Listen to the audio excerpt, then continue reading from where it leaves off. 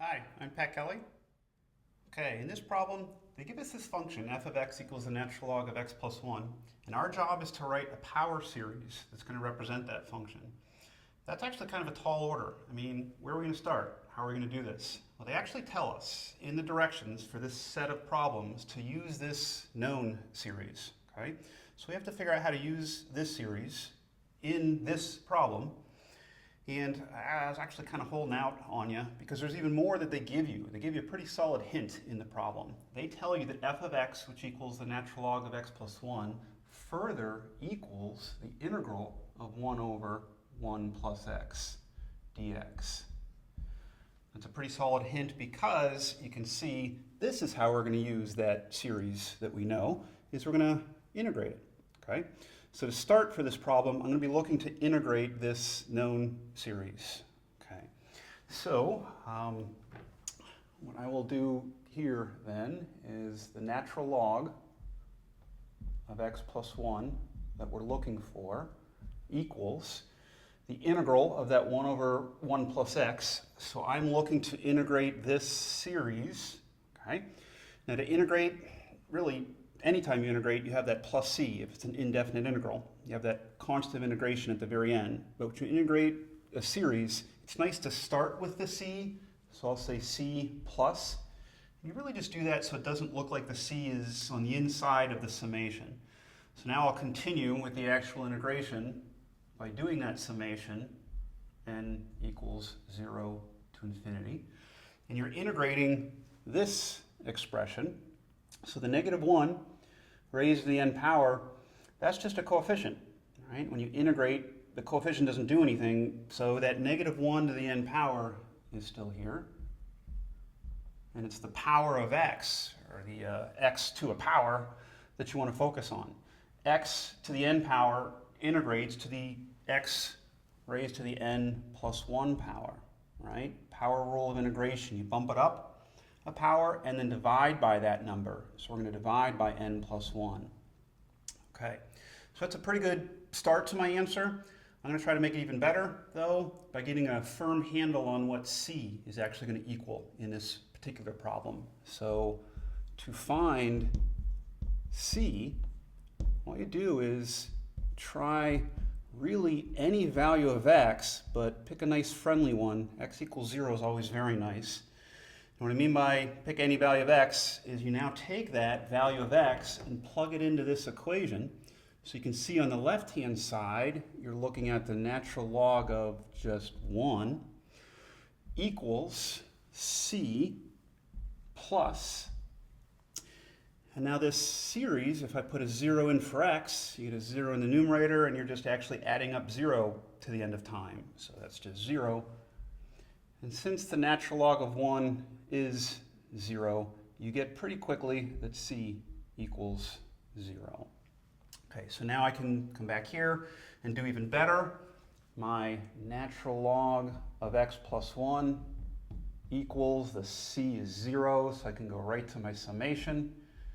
N equals 0 to infinity, negative 1 to the n power, x raised to the n plus 1 power, divided by n plus 1. And that's a pretty good answer in terms of writing that original function as a power series, but we do also want to find the interval of convergence. You typically do when you find one of these series, but they also even specify that in the directions. So let's find the interval of convergence. So our interval of convergence work, I'm looking for the interval of convergence. That's almost always a ratio test. Right, we've done quite a few of these. So I'll jump right into my limit as n goes to infinity. And I'll take the n plus 1 term here. So I'll have n plus 1 divided by n plus 2. And you divide that by the term here as is. And I'll flip and multiply since I'm really dividing by a fraction. And I get this inside absolute value bars. That's part of the ratio test, right, which is why we don't need to worry about the negative 1. Okay, let's clean this up a little bit. This equals the limit still. N goes to infinity still. x to the n plus 2 up top, x to the n plus 1 on the bottom. You're just going to get one factor of x up top. Up top is still the n plus 1, and the bottom n plus 2. Still inside absolute value bars. If you've been doing your homework, you've done enough of these that you're catching on to the fact that these limits are as n does something, which means it has no impact on x at all, which means you can pull it outside of the limit, but it is inside of an absolute value.